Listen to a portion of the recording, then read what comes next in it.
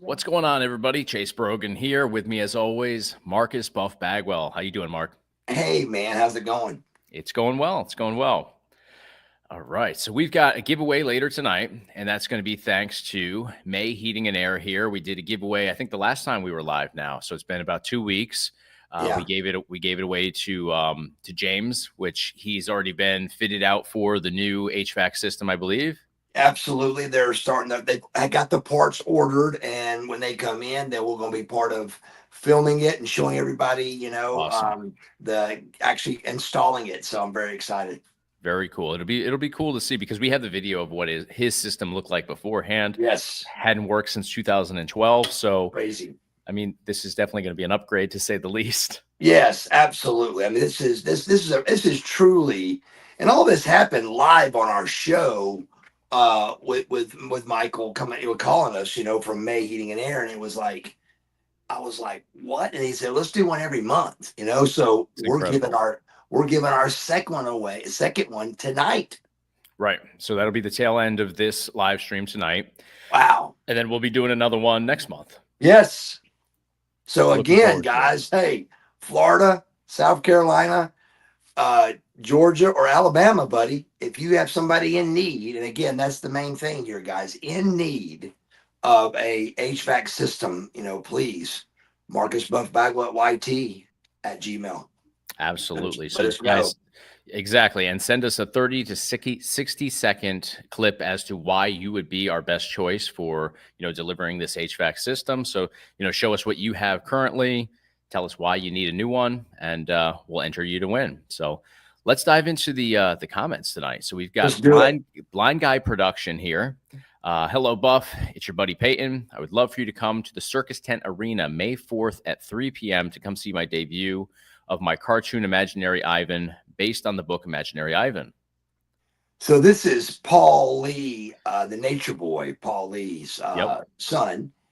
Great kid, super kid. Just had the kidney surgery done, the transplant, and so And he's how got did that go, by the way? Because I remember he was here, I think, right before that surgery was taking place. Everything went smooth, I assume. everything went really well. They're healing up Excellent. good. At the same time, within a couple of weeks apart, Paul, his father, he gave his kidney up for donation.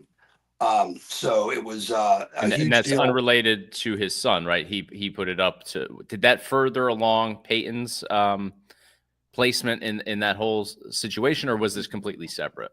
It did. At first, it was going to be Paul Lee giving his own son the kidney, and then COVID happened, and Paul got COVID, and it changed his blood type.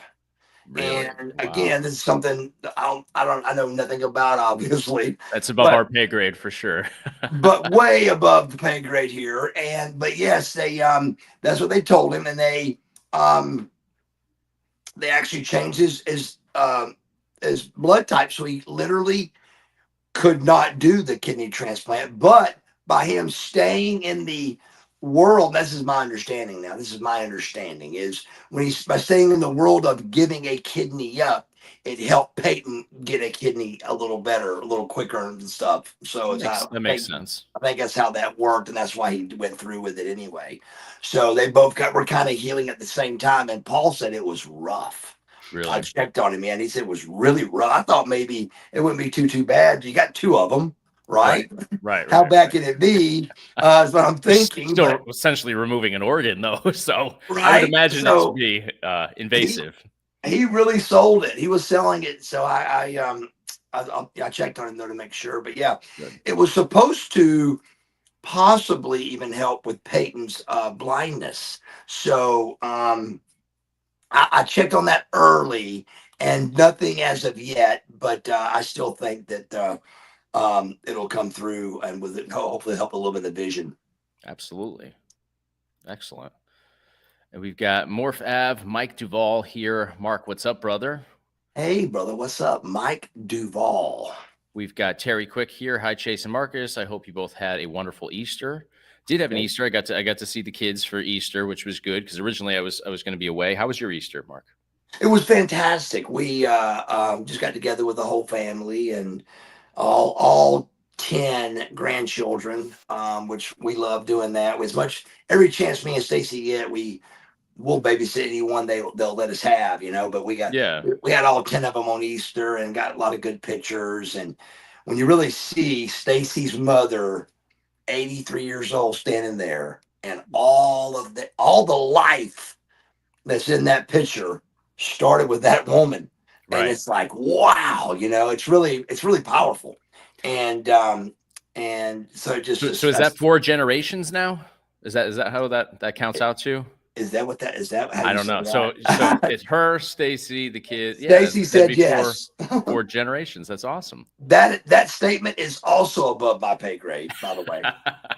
But Well, you looked on for support, and she acknowledged it. So there you yes, so go. yes, and that's also yeah, it was just a powerful thing we saw. And we also, oh man, we also took the kids to see. We had like 5 of them, I think, 4 or 5 of them. We took them to see uh, the King of Kings, and it I've was heard really good really good. things. Yeah, it was good. It was real good. That we they almost held the whole way, but we lost them a little bit at the end. It's a little bit long, but a great story of the Jesus, dying and Jesus resurrecting story that we've all heard. But Right. it's just to see it again. It was powerful. And was this at the movie theater? At that, we to the That's good. theater. That's good. The movie theaters are dying, man. I try to support them as much as possible. My kids love going to the theater, so that's always a good excursion on the weekend. Plus, I it'll kill walked. some time as well, which is always good. I walked up to get the kids what they wanted, which was they wanted these icy blue drinks. Yes, yes. My Five my kids as well.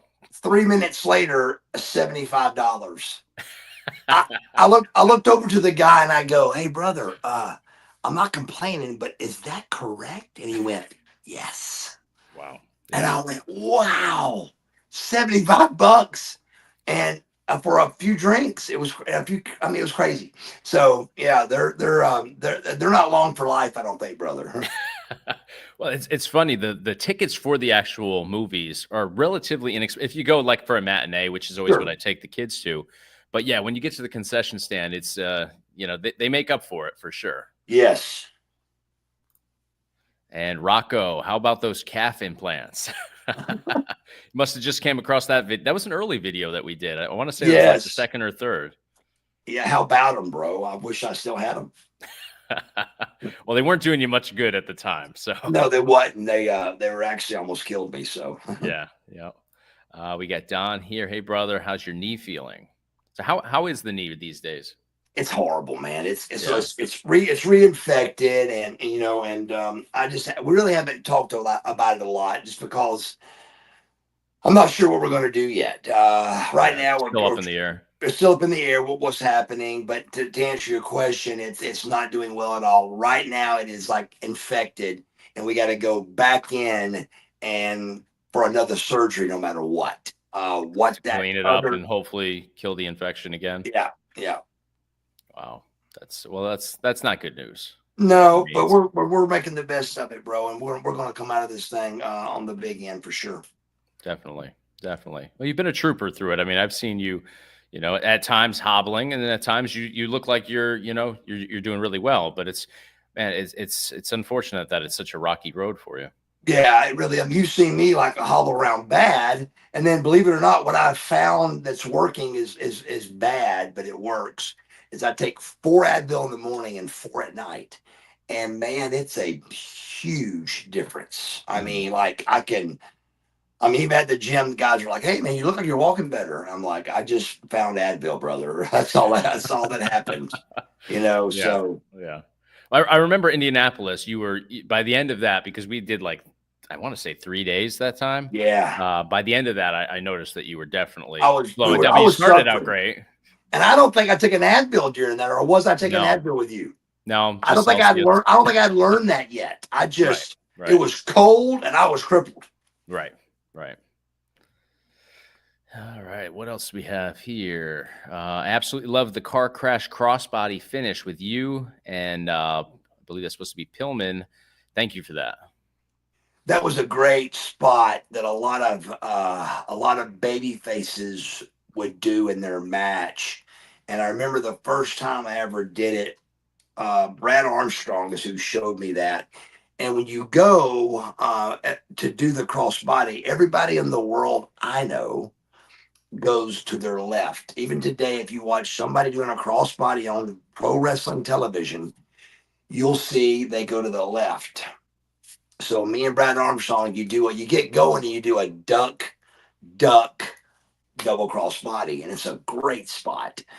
But when we went to go do it, the crossbody, I went to my left, but he went to his right, which means we're face to face. Yeah. So his elbow hit me right in the tooth, and my tooth went to the roof of my mouth. And I remember having to finish the match. When I got to the back, I was like, I had to pull my tooth from the roof of my mouth back down in place. And I went to the dentist and I had him, put it back together or whatever. But the next day it was black. And I was like, God. So that's when my beautiful, perfect teeth started to be veneers and fixings. So what year would this have been for the first veneer then? 92. Wow. Okay, that's no. cool. I take it back. Maybe my veneers was a little before that, I think. So veneers were before that, but that I can't remember how they tie together, but it's real close on there. But I feel like there was another incident before that made when I first learned about a veneer, and my brothers actually got veneers top and bottom. And I went in to get it done too to my dentist. I said, brother, I want veneers top and bottom. He goes, Mark, I'm not going to ruin 26 other teeth to put veneers on them. Yeah. And it made me think. I was like, that's right, because I don't know if you've ever seen a veneer tooth. Yeah, it's rough. Yeah. So Well, you're so basically they whittle it down, right? So it's just basically like a post. It's not as bad as a cap. It's not as bad as that little bitty thing sticking out. Right. It's very thin. It Okay. is, look, your tooth is still there, but it's thin. So you can like see through it. It's like transparent because that veneer's got to go over it. With a cap, they grind the whole tooth down to cap it. Yeah, I have But a couple this caps. it's ugly. It's ugly. So there's no way I'm going to do that to all your perfect teeth. So just my front four are veneers. Okay. I gotcha. And here from Zig the Kid. Hey Buff, I'm of the opinion that you are the stuff. Well, he is well informed. Well, you've actually got it correct then. And we've got JC Russell. Who is your favorite wrestler, and who would you like to wrestle? Believe it or not, the answer is the same for both. Okay. My favorite wrestler, who? Did you hear? The Rock. Is that what she said? And she's right. And she's right. I think The Rock is, if you look up pro wrestler in the dictionary, The Rock's picture should be there. He's got the body, he's got the look. He is what a pro, anything that you're not getting that The Rock's got, you should get if you're trying to be a pro wrestler. From your body to your talk to your wrestling ability to everything you do.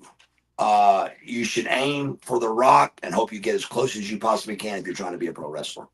Makes sense. He checks a lot of the boxes that are necessary. Yes, he does.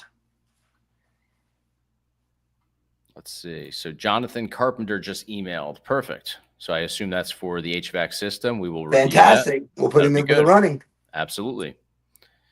And what else do we have here? We've got that boy just did 7 years, been out 4 months. Well, congratulations. Wow. We've got. I did 30 days once and thought it was going to kill myself. It's a stretch. That's a stretch. 7 years is a stretch, bro. Yep. Do you ever talk to Scott Steiner anymore? Scott, even when me and Scotty were close, he was tough. He don't like phones. He's not a phone guy. I mean, promoters all the time would call me like, can you please call Scotty to call me back, And it was too much. It got hard, So like, Scotty, will you please call them back, man? These guys need you and they need you. But Scotty's just not a phone guy. He's not a big phone guy. But I don't talk to Scotty at all. When we see each other in person, I mean, we laugh and cut up and have fun together. But man, he's got kids in school and he's busy. I mean, it's just Right. Life life, happens. man. It's Yeah, crazy, yeah. but life does happen. It's nuts. Right. And from First Instinct, guest idea, ICP. Do you have a relationship with ICP? I really don't. I mean, I knew him. We talked and we They laughed did and cut something in up. WCW at one point, I think, right? They The only story I've got about ICP is we showed up to a Nitro and all of these clowns had a dressing room. I mean, literally, literal clowns. Yeah. literally all these, and Lex Luger was hot. He goes to Bischoff and goes, "Have you lost your mind? Who are these bunch of clowns in our dress? I don't have a dressing room, Eric." Talking about Right. Lex is saying this. Yeah, yeah, And I think all that came from it is Lex also got a dressing room because the clowns got their own dressing room. right. Well, I never got into their music. I couldn't tell you a single song that they've ever done, but I know they had their own wrestling promotion for a while, and I know that they're big into wrestling. They've done I the know that games. I've wrestled for them and don't really know them. Just they're party guys. They're very popular party boys, and their events were very drinking, partying type things. I think the guy I wrestled was smoking a joint. I like put the joint out on his face or something. It was Wow. crazy, but it was a very party atmosphere type wrestling events. Sure, sure. But very successful always. Right, absolutely. One of them was out at WrestleCon in Vegas, actually. So there's still a big part of it, I guess. I love it. We've got Rocco here. Buff, you got to come to Webster, Mass sometime with Big Time Wrestling. Big Time Wrestling was always it was probably one of my last companies I worked for when I still wrestled. And they would just draw such good crowds, man, and had great events with great talent. But Big Time Wrestling, all their events really they do well, and I would love to be part of them again. It's just with the live events, I don't do those a lot, but I still love doing them. Yeah. Actually, you wrestled Dallas Page. I think when Maven was on, he talked about how that was when he first met you. You were wrestling Diamond Dallas Page, and it was a Big Time Wrestling because I was able to actually track down that footage. Really? Yeah, yeah. So it was a pretty solid match. I don't think that you went over. I think Dallas went over, but it might have been Webster, Nah, Massachusetts. If not, it was definitely in really? that area. Let's see. Shout out from Colorado. Any memories of wrestling at the Pepsi Center? 1,000. And the first one, and I don't know how my memory is this good, but it is. The skit, one of my very first skits ever. I can't remember why I was so big. I think I broke my neck and I was coming back from the broke neck. All of that seemed like it was 30 years, but it was only five or You came six back years. quick considering, yeah. Yeah, the NWO, that whole run, I mean, was only like 6 years long, but it was like it seemed like it was 20 or 30 years. But I really believe that I broke my neck. And when I came back real big. I lost 50 pounds, brother. And I came back 265. I was actually 263. And I remember weighing on the scales, 263 after Thanksgiving one day, after a Thanksgiving meal. And then I learned how a guy came to me and showed me how to get lean. And I went from 263, a smooth, muscular 263, to a jacked, shredded 228. And during the process of that time, I was 263. I put on not a sing. I think I had a singlet on, and I came out dressed up like Rick Steiner.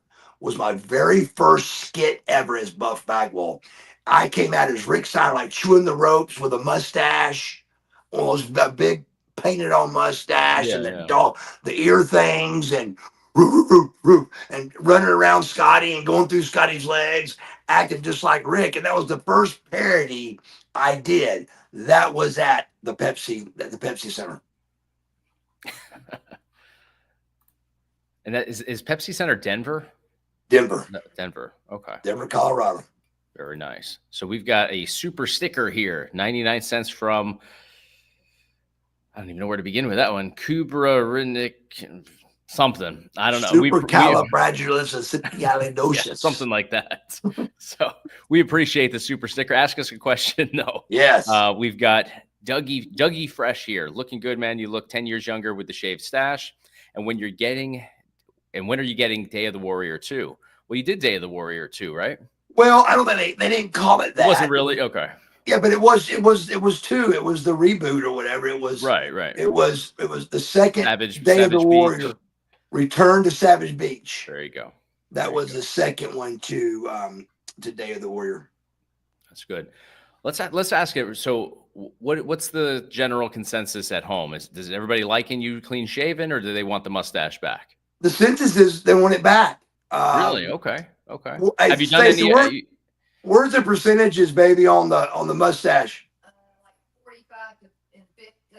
It's like 50-50. Okay. All right. So 50-50 out in the world.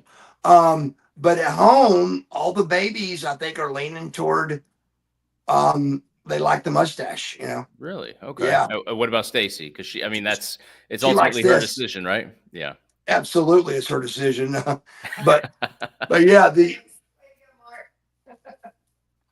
but yeah, but I like it too. I got to get used to shaving. Right, I have not shaved in a long time. It gets kind of tender, and I'm breaking out a little bit. So I got to be careful with my shaving, but I do. I'm not shooting to look younger, but I think why not? If you want, but I really every time I see a clip of anything, to me, the goatee is cooler. It's much cooler. I mean, that's a cool looking goatee. It's cool, and I ain't like I'm coloring it. I ain't trying to make it look cool. But any man that sees the way I had a goatee on, they know that that's a lot of work. It's a lot of work, man, because you got to shave around it and you got to keep it going. And it's a lot, man, So even back in the day when it was perfect, every once in a while you'd see one of these moved or gone because I'd get off center with it. It's a lot of, now I just kind of got to shave everything. And I like it. And to boot, you're a couple years younger, All right, let's go to the next one here. Yeah, I think you look younger. Yeah. I think you definitely look younger without it. But we got Wrestling with Horror here with the $5 super chat. Good evening, gentlemen. I'm an independent wrestler and would love to get an interview with you, Buff. I want to talk Andy Sedaris movies with you. There you go. Marcus Buff Bagwell at Gmail. There you go. Contact me and we'll try to set it up, brother. Perfect. That was easy. A wrestling historian here. Mr. Bagwell, there's a lot of uncertainty if you would ever wrestle again after your neck injury. How were you able to keep that? How were you able to keep going after that? It was really tough, man. That was a big deal. I mean, even when I talk back on it, I was paralyzed from pro wrestling. So when I was getting put back together and all the questions I started asking is like, can I wrestle again? And the first doctor I went to said no. And I was like, oh my God. So I went to the second doctor. I said, hey man, can I wrestle with this? What y'all are doing to me? And he said, absolutely not. So I'm like, you gotta be kidding. So I'm physically upset, mentally upset. And the third doctor, so I was going to keep going until I found what I wanted, I guess. But I had a third doctor lined up, and that was it at this stage. And it was a female. And I thought, she's definitely going to say no. So I go to her and I said, ma'am, what do you think? Can I wrestle with this, what y'all are getting ready to do to me? Because I hadn't done the surgery yet. And she said, absolutely not. And I was like, oh my God, my career's over. It's over. And then she goes, but let me finish. You also can never ride a motorcycle again. You can never play. You can never throw the football. You can never walk across the street. You can never take a shower again. I go, wait a minute, what? What are you talking about? She goes, I'm telling you, you might as well quit life if you want to quit wrestling. because you could fall in the shower, you could get in a car wreck, you could wreck your motorcycle, and so everything you could do, you could hurt yourself because your neck is stronger now than it was before. And I went, that was the answer I was looking for. But to get back in the ring was a big deal, man. I mean, the first 5 minutes was like 5 hours, but then after that 5 minutes, man, I there was 3 or 4 minutes where I was going, I'm not sure I can do this. But then I just said, wait a minute, come on, man. And I started doing some forward rolls. And then within 5 or 10 minutes, man, I was, tackle, drop down, leapfrog, but shrugs. I've shared this before, but to this day and back then, the movement of, I can't remember, completely paralyzed to I'm trying to push weight. It was weird, man, to trust your neck and I couldn't work out for 3 whole months. That's a long time to not touch a weight. And I remember just first exercising like I was scared to train, always scared to train to coming out like a pro bodybuilder. It was a lot, man. It was a lot, but I've never done the bulldog since I broke my neck, and I will try not to ever do it again. Well, that comeback though, the comeback match was against Rick Stein. I think was it Rick and Goldberg? Yes, but I faced him. I faced him on on it. Remember, yeah, I was like, face to guys, face. I don't want to do that. Right. Can we do something else? And they wanted to do it. So Rick came up with, what if I face him? So I faced him, and we did it that way. Well, it's safer because you have more range of motion. Sure. Going back that way, I would think. But yep. Next one here from the name I cannot say or pronounce, I should say. Supercalifragilistic. There you go. Been a wrestling fan all my life, but recently saw an episode where you and the boys guest starred on Charmed. How much they pay you for that? Not enough. Well, you weren't in the ring for that, right? You were hanging out with what's his name from Sons of Anarchy. Yes, yes, and then the girls were big fans too. One of my buddies was a big fan of who's the hottest witch there? Who's the boss girl? I'm bad with that era of TV. I can't remember her name, but the hottest one there, a buddy of mine loved her, and I got her to sign an autograph for him, and somehow or another, and it was by accident, I'm sure, but I went over in that episode. Is it Alyssa Milano? That's what Alyssa Milano. There we go. Thank you, JP. She was yeah, absolutely. So they were big fans, but one of the witches wasn't. So we got a picture with all the girls and all that. So I think I still get a $25 check every time he shows. Really? I swear. Hey, that's not bad. No, that's not bad. And so for 20 years, $25, it's added up a little bit. That's good. That's good. That's more than I thought they would have paid. I figured it was some sort of deal that you had to do under WCW for like a promo or something like that. Well, I just told Stacy this morning because Charmed was on this morning, and I used to hear that a good bit, but I ain't heard the word charm in a while. But the other day, a guy saw me and goes, "Man, you're above Bagwell." I said, "Yes, sir." He goes, "I love that Charmed episode." And I went, "Really?" And he goes, "Love it, man." And I said, "Yeah." We started laughing about it, and I remembered that, we didn't get paid at all for that. But for me at that junction, that was just that was in LA. It was Hollywood. So, yeah. I mean, everybody was shooting to do what The Rock was doing. They just wasn't near as good as The Rock. But, but we were all out there trying to do something. So the last thing I was worried about was whether they're going to send me $25 an episode. If I wasn't making $500,000 a year, I would have had an agent go, "Hey, how much money am I getting here?" But it was all just about getting in front of somebody and, trying to keep going with the career of movies and wrestling. Keeping it out there.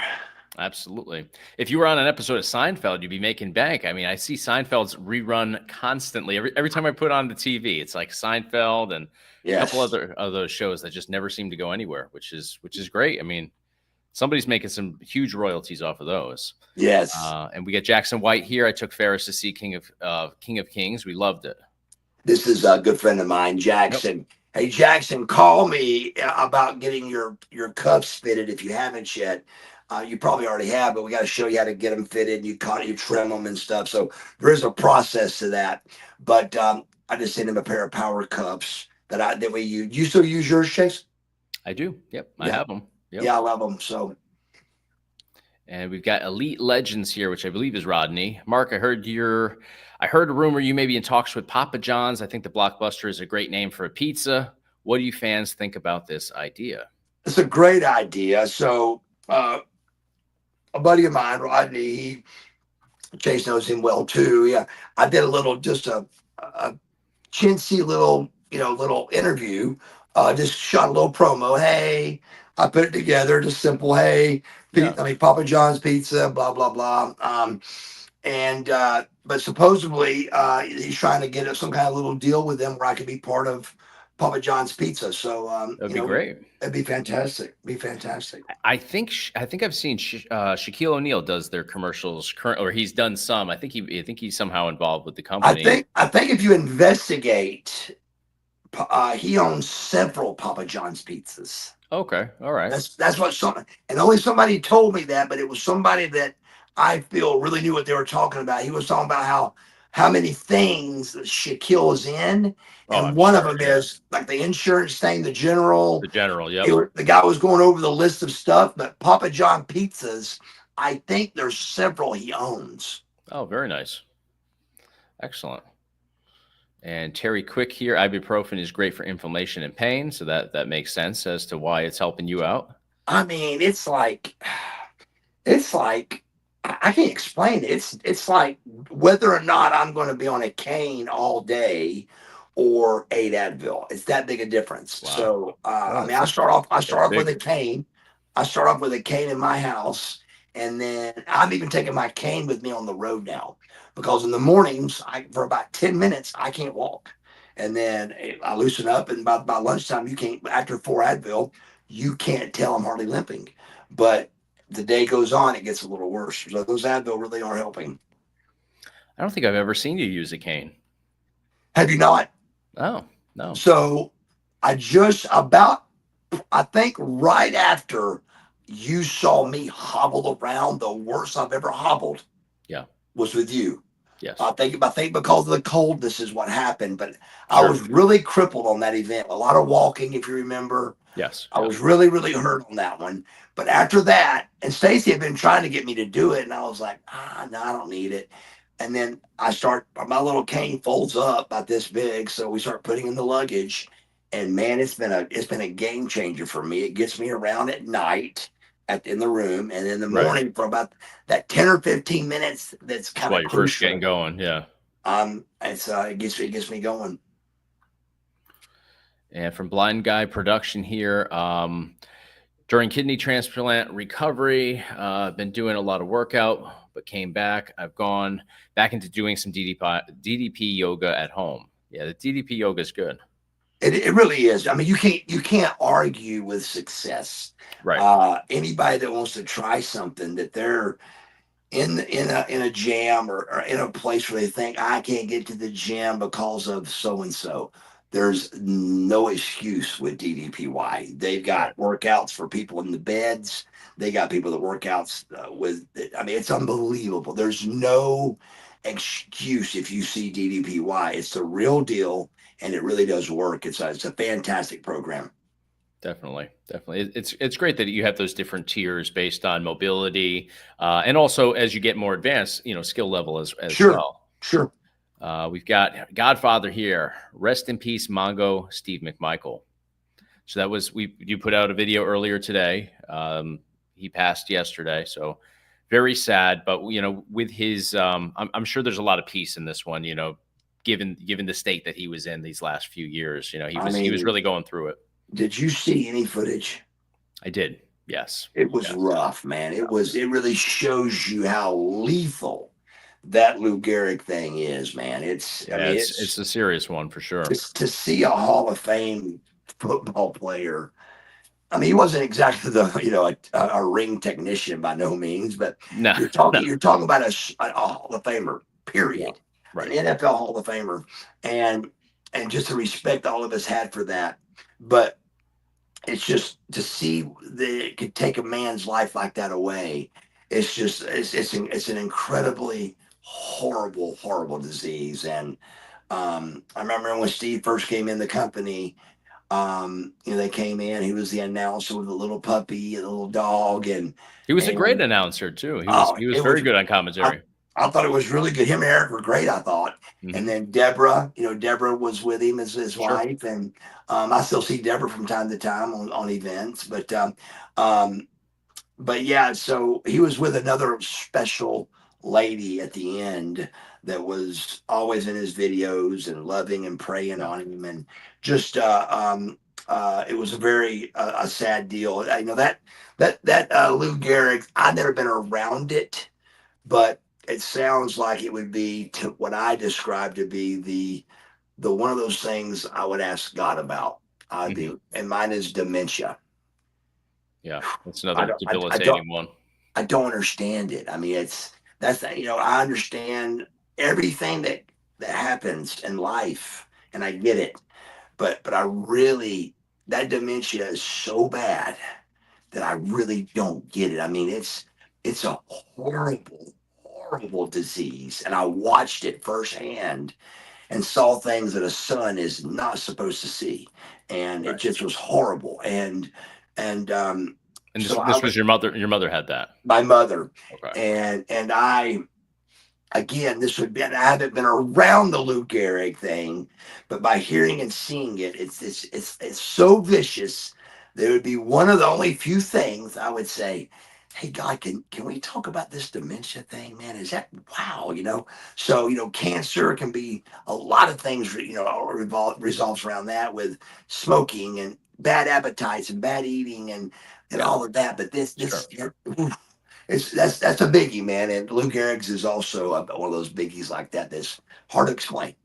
Yeah, and they're both random too. They pick who they want to pick. It seems, Yeah, and there's nothing that can do to avoid it. You can't change your diet. You can't. There's it is what it is. and So I it don't think sucks. I don't think I do think dementia is less is more common than Lou Gehrig's. I'm thinking, Yeah. but today when I read the article about LAS and its astrophic something astrophobus lateral something LAS, and it's Lou Gehrig's disease. But anyway, um, it was talking. First thing it says, fortunately, this is rare, is what it says. But Yeah. dementia I think is much more common Yeah. than Yeah. Yeah. LAS. So I've come across a lot of people with dementia, but never the other one there. But I mean, it's not rare enough, unfortunately. right. Um, from Roy Jones Jr., I saw a short video on your channel where you're talking to Jim Ross at a convention, but can't hear what's being said. Can you reveal what the conversation was?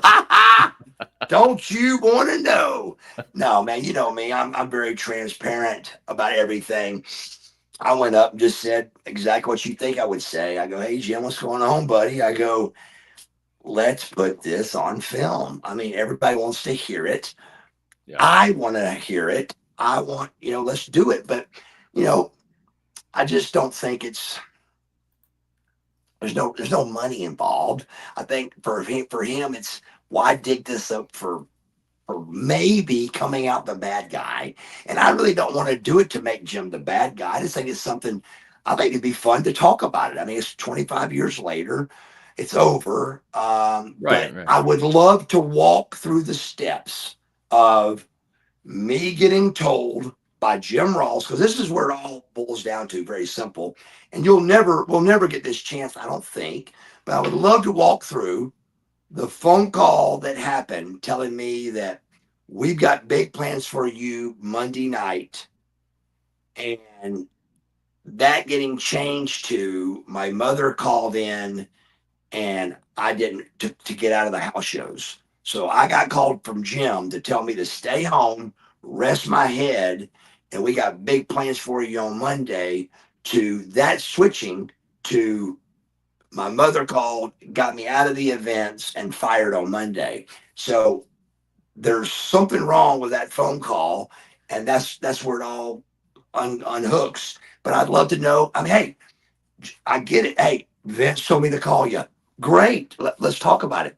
But the problem I have is Jim went on a television show, like it was like a half circle of guys, Yep. P.S. Hayes and Bischoff and him and some other guys dogging me out that my mother called.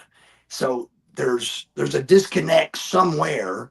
There's several disconnects, I think. Yeah, that I just want to. And I'm not mad about it. Let's talk it through to find out really what happened. Because either Jim would have to say, "Hey, Mark, I don't like you, and this is why I did what I did," or "Hey, Mark, Vince don't like you, and he told me to do this." Whatever it is, I just wanted to get the truth, because the truth is not my mother called and got me out of the shows.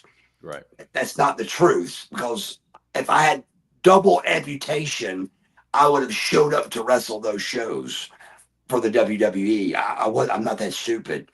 And even if my mother did call, I would have called him right back and said, "She's lost her mind. I will see you Friday night at all the shows." So that's not possible that happened that way. Right. So it definitely is a disconnect somewhere. But I would just love to talk it through, because it's irrelevant now. But I would love to hear. I mean, But I would there's a love lot of him to interest say. in it. Yeah, I mean, I mean, even if he's we get this every time we're on here.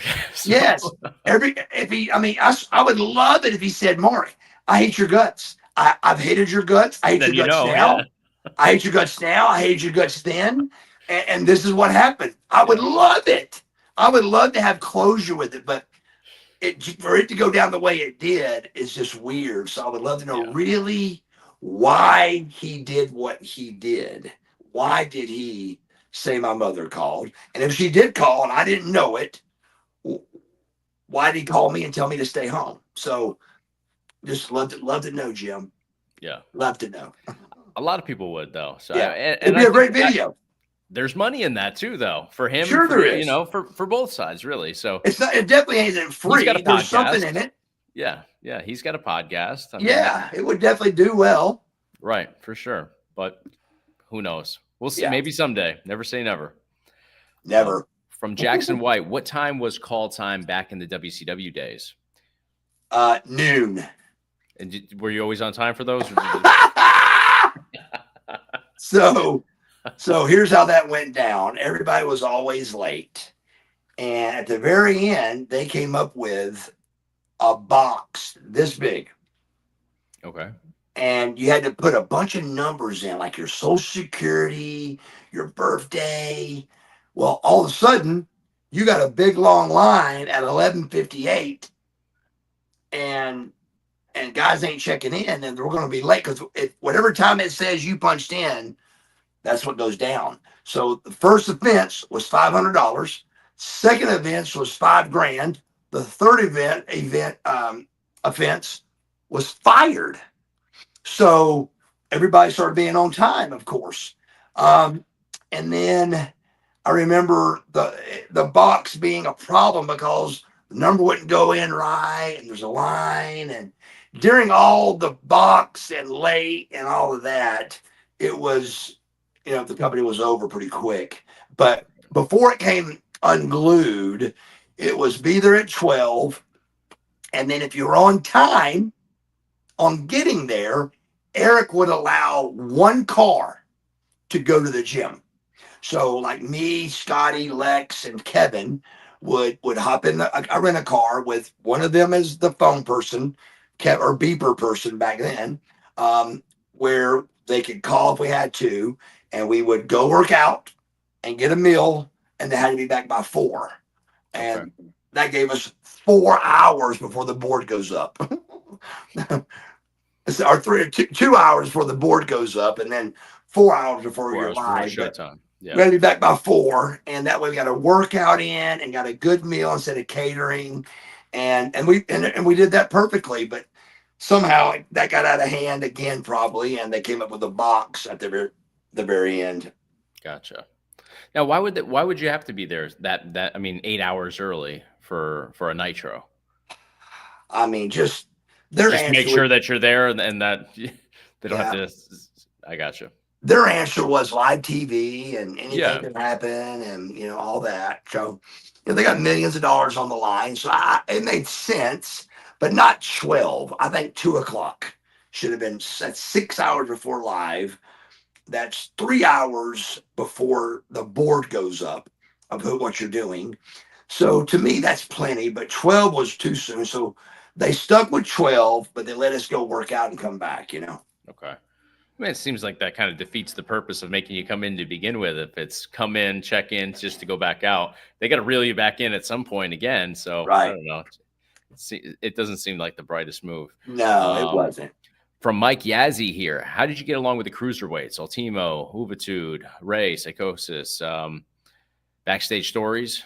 Well, there's just the boys, period. There was to us, there was no cruiserweight, heavyweight. It was just, we were all the boys, you know. So um, we all looked at each other. They wasn't looked at differently. I mean, Rey Mysterio was a world heavyweight champion, you know. So yeah, so it was no pecking order by no means. We loved all those guys, Hoovy Juice and all those guys, and Ray of course was tremendous. But those guys were real popular with all the guys. Really, they were great locker room guys, and they knew, you know, they knew how to stay in their lane like everybody was supposed to. And Were they their own clique, or did they mingle with well, NWO and Goldberg, Flair, and those guys too? no, because a big part of it was their language. They didn't speak English.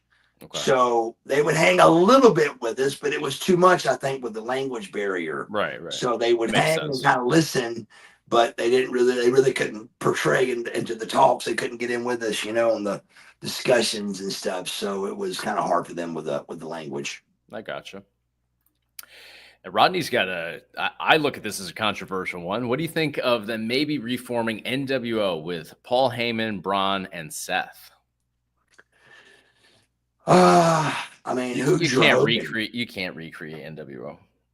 Yeah, there's no way. But I mean, I would give anything to see something like the NWO happen, but I just don't think you can do it with it being the same initials. It had to Well, they, be, they did LWO again with Ray and some of the yeah, other guys, but I mean, not the LWO wasn't complete. I mean, I guess it was over a little, but it wasn't like NWO back then. So to bring back something that wasn't a massive hit back in the right. day, I think you can get away with that.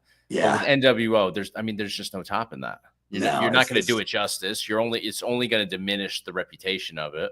how do you top before you get to your Steiners and Bagwells and Lugers? How do you top Hogan, Hall, and You don't. Nash? You don't. You just can't. Right. It's no way to do it. So No. you don't, like you're saying, you just don't. Right. But I think I mean, even trying, do you? Because you're gonna fail. How are you gonna redo Hulk, Kevin, and Scott? It's not possible. So it'll No. never be done. No, I totally agree. From Joey Simpson, DAC. Buff, where's your favorite vacation spot within the continental United States? I've got it, and I got it quick because I know this. South Lake Tahoe, Nevada. Write it down, put it on your notes, and make it a life journey to make it to the resort called Heavenly.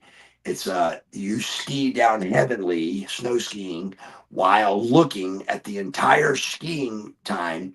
You're looking at Lake Tahoe. You snowmobile around the lake. You can hike around the lake. You can do a bottom glass boat across the lake. You've got snow. You've got Christmas trees. And South Lake Tahoe, Nevada, is right on the line. So right here you got California, and right here you got casinos. So it was the best drinking, partying, having fun right here, and as country as you could do it in California, right here. Literally, when you went up the ski slope, it said California, Nevada, and you could ski this state or that state. It was Wow. the best vacation. I went there at least 5 times in a row. It was such a great spot. for my vacation. And I've even put it on my top 5 of where to move to if I ever moved. Because you got, if you know, for those people that know, South Lake Tahoe is also got a PGA golf thing there. Yeah. So it's got all 4 seasons. In the summer you got the lake with skiing. In the winter you got the mountains for skiing. You've got all 4 seasons there, man. Reno is where you fly into, 50 miles right through that what's that sea town that's all cowboy. You go through, that's like the biggest cowboy town of all that's in Nevada. Like a cowboys, like little Miss Kitties almost. Really? But I can't remember the town you drive through coming to something with I almost had it. It's almost like Calhoun, but it's a big town that's a big cowboy town that you drive through. But it's 50 miles from Reno, and you're there, and it's just a beautiful, beautiful summer or winter vacation. I would say try winter with as beautiful as I remember it being. South Lake Tahoe, Nevada. Very good. 50 miles though from the nearest airport for somebody that travels almost every weekend. That can be a lot. That's a lot. It was a lot. That is a lot. That was the closest airport. Although for you in Atlanta, I mean, the traffic can be 50. It could feel like 50 miles to ATL there. Yeah. Yeah. It's 30 for me, Yeah. Yeah. All right. We've got Holden Caulfield. Buff is the stuff. Very nice. Got some woos in here. All right. Woo! Greetings from Vancouver, British Columbia. Buff, do you ever watch your episode of Gigolos, and what's your thoughts on it? No comment. Good answer. Good answer. See, I didn't read all the way through that one, or I wouldn't have even gone there. Oh, you're good.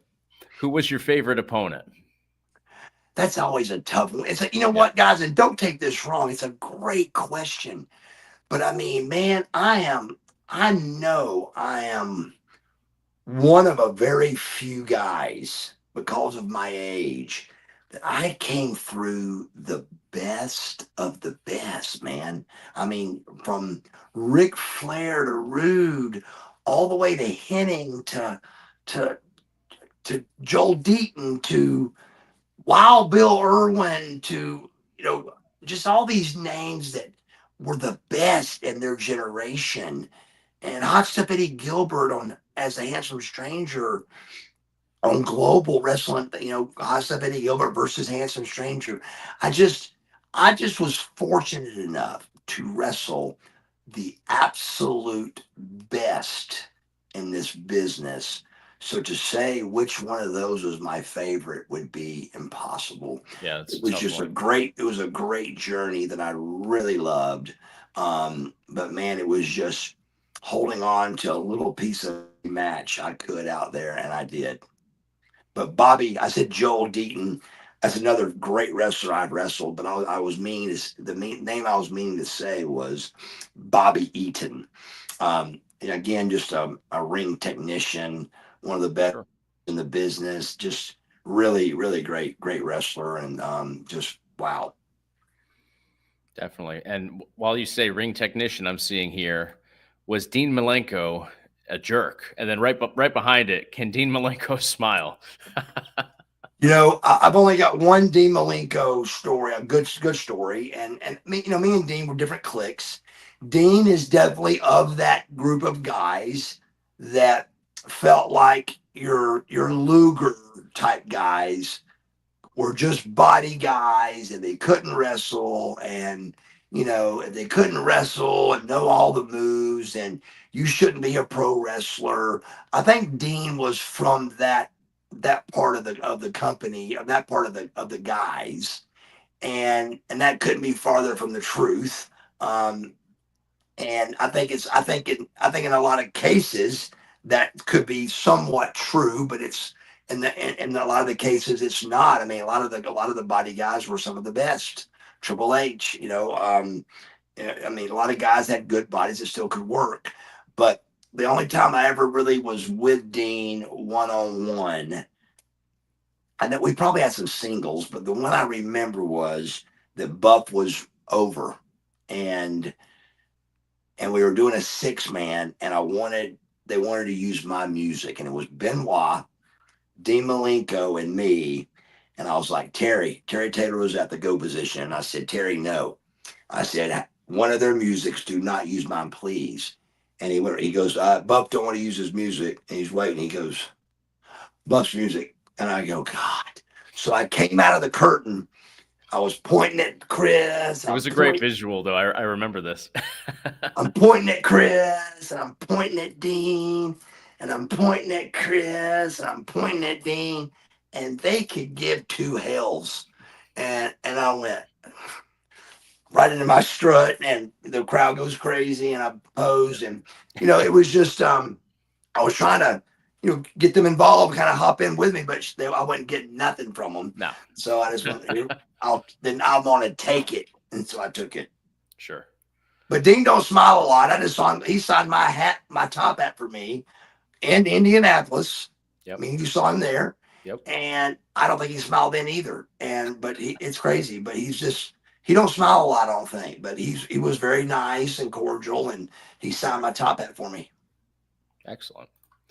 And from Neil here, Marcus, what was the best overall year you ever had as a professional wrestler? That's a great question. That is a good one.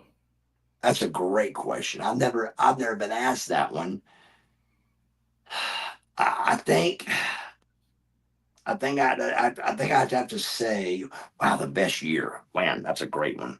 Well, which year was the height of your pay scale with WCW? So you're right where I was going. So Right. where I was getting ready, that would be the best year. Well, exactly. So where I was going was my 3-year deal. I signed a 1998 contract right after I broke my neck. So it'll be 98, 99. Well, full 99, 2000, and 2001. So a full 3-year deal that came up right when Vince bought our company, which was my biggest downfall, was having that contract come up when Vince took over, because that's where all the bad luck went down, because if that wouldn't have been there, I wouldn't have had to jump ship. I could have sat at home, and somebody else could have went and did what I did and been the bad guy.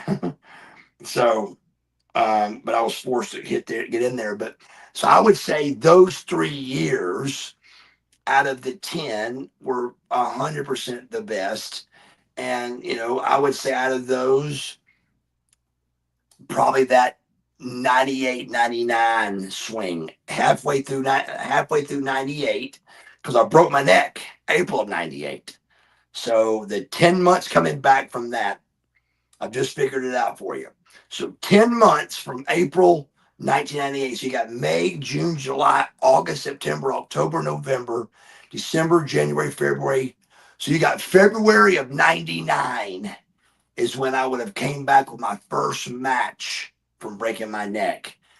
That match was probably my best year I had, because that was ripped, shredded, Buff Bagwell back with a fresh new neck, ready to go, and let's do it. And that may have been my best year, pay scale wise and Sure. business wise. Let's see. So we have some super chats in here. All right. Let's see where to start. Let's go with Jackson White here. Who is the worst wrestler you ever faced, and why is it David Flair? Well, he just answered it, but for sure. So David really is the worst. And you know what's weird about this? I'm going to tell this story first. David somehow did what every pro wrestler will tell you is not possible. If you climb in the ring and you're horrible at this business, you are going to be horrible at it forever. I saw David Flair in the early 2000s, like 2005, 6, in New York somewhere, and I had to wrestle him, and I'm like, oh my God, I got to wrestle this guy that's horrible in the ring. And he was not good. He was fantastic.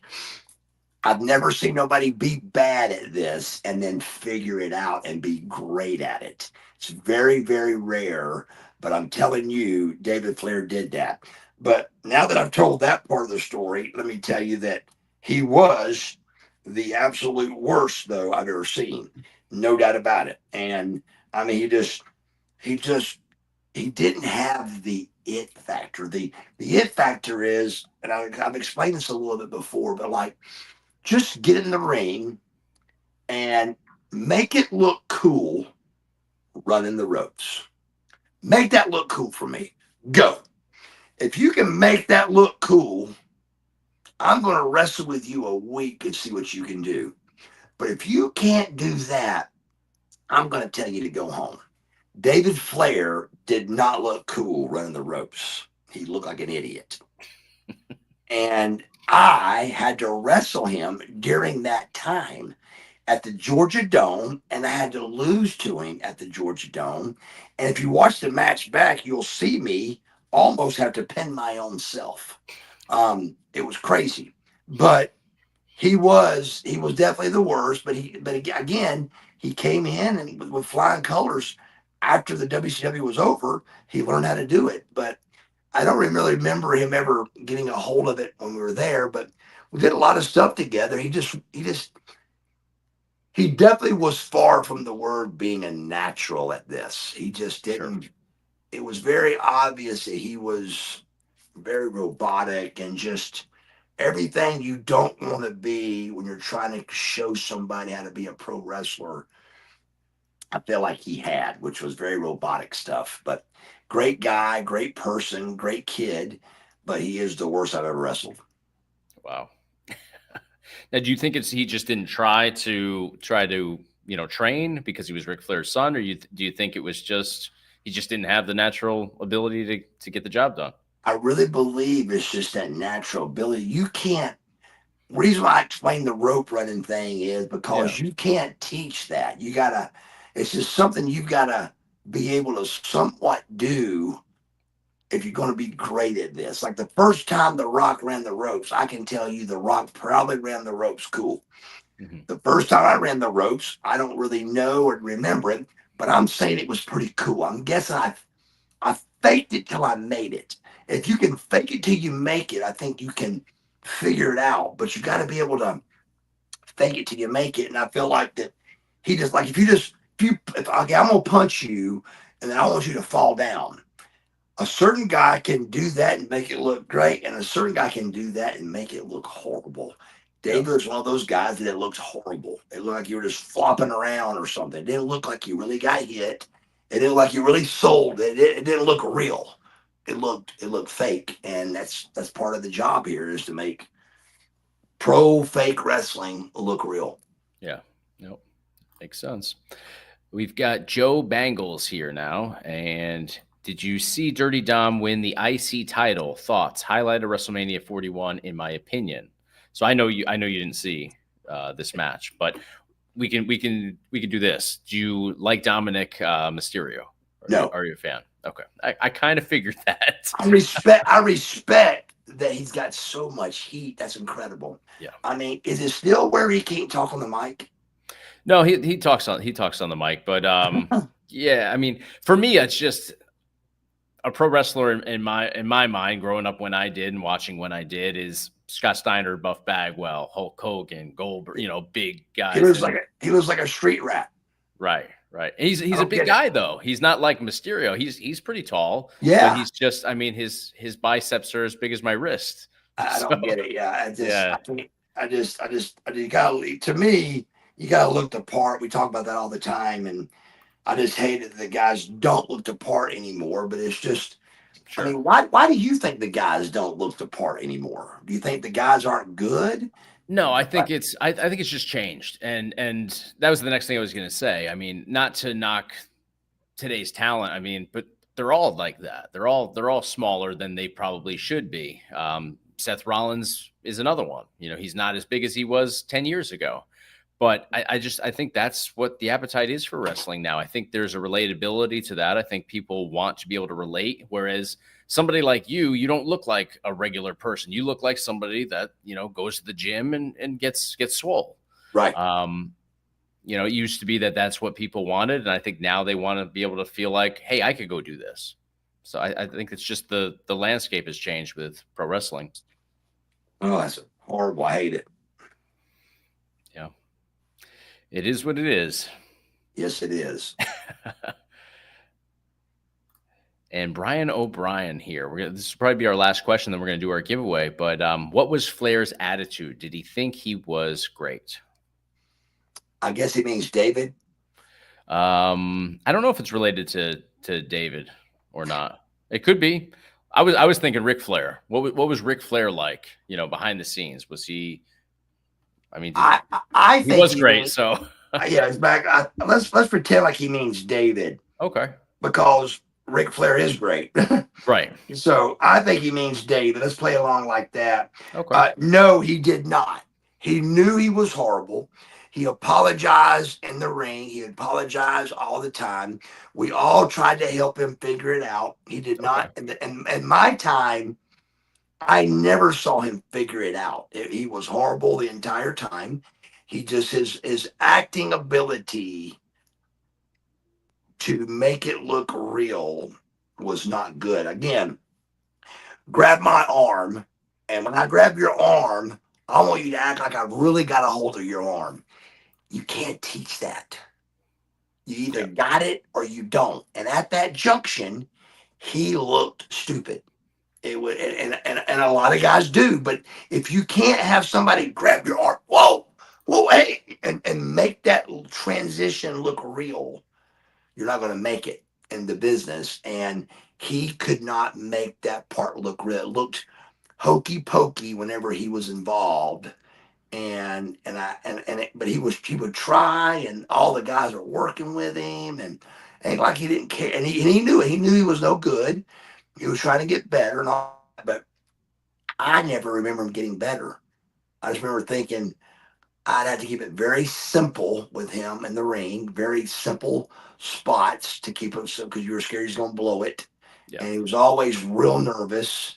And so I just you're only Ric Flair gave me some advice once, and it was the best I ever got in the business, and it was he said, Bagwell, you're only as good as who you're working. And I went, I mean, like in baseball, if or in football, if you're a better running back than the guy that you run up against, well, then I'm gonna get more yards. But in pro wrestling, you're working together, so you're only as good as who you're working. And if the guy with you is no good, then your match is not going to be that good. It ain't like you can work for both of you guys and make a great match. You're only as good as who you're working. And it's very smart and very true. So when you're wrestling a David Flair that's not very good in the ring, then your match is going to suffer. And it's up to you, being the professional, better wrestler, to make that match make sense and make it look better best as you can. Gotcha. And I see one that I think is a great question here. What was your favorite WCW stage entrance? That is a great one. I haven't seen that one before. We've been doing this for a while now too. So I think, there's no doubt in my mind, and you'll know more about this even than I do, because I just can tell you what I saw when I came out. But my favorite entrance was when you came out, and it was the WCW over the cage and the big WCW in metal. Yeah. With the red carpet. Mm-hmm. And the red carpet was just for the girls' high heels, I think. Okay, that makes sense. But they had the regular, just the metal, but the metal looking steel metal. Yeah, that you would have on the sides. Yeah. On the sides, and that to me was the best. And then Thunder, that you kind of had the black light with Thunder, and it was dark and kind of lightning looking. That was just to me the best type of entrances that WCW had for sure. Well, you had the Saturday night too. You had like that entrance that kind of opened up like a freight elevator too. That was pretty cool. Oh, bro, when we first got, and you actually, let me take that back a little bit. Before Nitro, before anybody knew who we were, when we redid Center Stage, with the yellow stripes and all Yeah, that. that's what I'm thinking. Yeah. Like work zone kind of stuff. Yep. What y'all don't know is those two doors were like paper doors that two guys were going. But man, it looked incredible on TV. The fog machine right Yeah, there. great. I mean, it was when they made it was a very, very small financial makeover for WCW. But man, did it make a difference to us Yeah, the on power how of it TV. looked, the yellow steps and all the ring and the and the oh man, it was like that was the best ever. But that was the way before Nitro. But Oh yeah, yeah. that was the but that before that, brother. I watched the match the other night when I came out of curtain. Hey, hey, Yep. with a Nothing, curtain, and nothing I'm wrestling exciting about Steve that. Austin. Steve Austin behind a curtain, and I'm like, what are we doing with a curtain? So I've seen them all, man. The curtain to the pushing the door open for me to coming out for Monday Night Nitro, brother. Wow. Speaking of Steve Austin, did you see he ran his four-wheeler into the barricade at WrestleMania? No. Yeah. So what happened? So he came down. You know how he used to come out with the four-wheeler and he'd race down the down the ramp and circle around the ring a couple of times. Right. Well, he made one lap around and then he kind of drifted a little bit, overcorrected, and he hit the barricade and pushed it back a good foot or so. But I mean, nobody seemed to get hurt. They were kind of tending to somebody, but I don't know if it was. I didn't hear anything that there was any issue or anything afterwards. But he did hit it pretty good. Was he like embarrassed? No, he played it off. He went in, did the whole beer thing in the center of the ring from there, but he didn't ride it out of there. It looked like it stalled, and they had to pull it out. Yeah. I love it. Yeah, I love it. He ended up because I think he just got either his knee or his hip replaced recently, so that was probably why he was not walking down the ramp, like he typically would. Right. But he did walk his way out of there because that was not moving. I love it. I love it. So I'll have to send you that link. But please do. Let's do our let's do our giveaway. So let's do it. You were sent this video. So this was actually sent to you, and our winner for the next HVAC system here. And this is all thanks to May Heating and Air here. They service South Carolina, Florida, Alabama, and Georgia, where you are, Mark. Yes. The next winner here is going to this gentleman right here. It's actually going to his sister, but here's the video that was sent in. How you doing, guys? This is the system that I would like to have replaced for my sister. You can see it's got some corrosion going on there. Got a lot of rust in the back. Missing the cover. Looks like somebody's already did some type of repairs on it already. It has a small leak somewhere, either in the line or in the coil itself, because it's always freezing up when it's ran for a long period of time. She has to put Freon in it probably about every 8 months or so just to keep it cool. Also, can't get inside to show you, but inside the furnace system, the control board has been replaced 3 times for different reasons. So I don't know if it's a default or what, and we'd just like to get something in here that's a little bit more efficient and won't cost her near as much money to try to keep running. Perfect. I love that. That's great. So that was Sandy Spicer. May Heating and Air special or what? It's incredible. I mean, wow. It's like almost $15,000 that they've done. Yes. Now, this will be the second one. And I did see that James was in the chat here, and he said that they have scheduled to come out on May 14th for the install. I love it. I love it.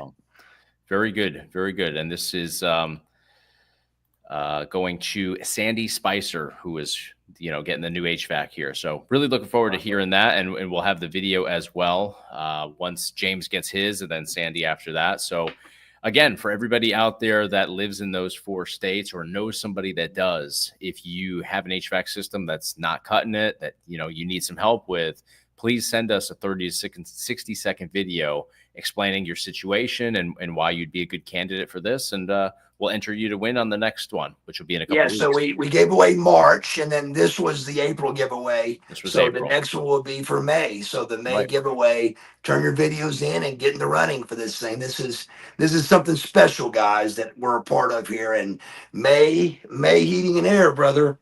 is behind it. I love those hats. We got the good QR. Those are code sharp back. too. I like that. I The like sharp the hats, black yeah, on they're black. great. Yeah. Love it. Love it. Very nice. I've already got my white one dirty. Well, White's my that's favorite. the trouble with white hats. I get darker and darker with the hats because It's tough. Exactly that. Yeah. No Especially doubt. take them to the gym. The sweat comes Oh, through yeah. and yeah, they're pretty hideous. But well, thank you guys so much for joining us today. That's going to do it for today. We will be back in a couple weeks here. So if you are again in those states, send us a video. That's going to do it for tonight, though, guys. Thank you guys all so much. Thank you, guys.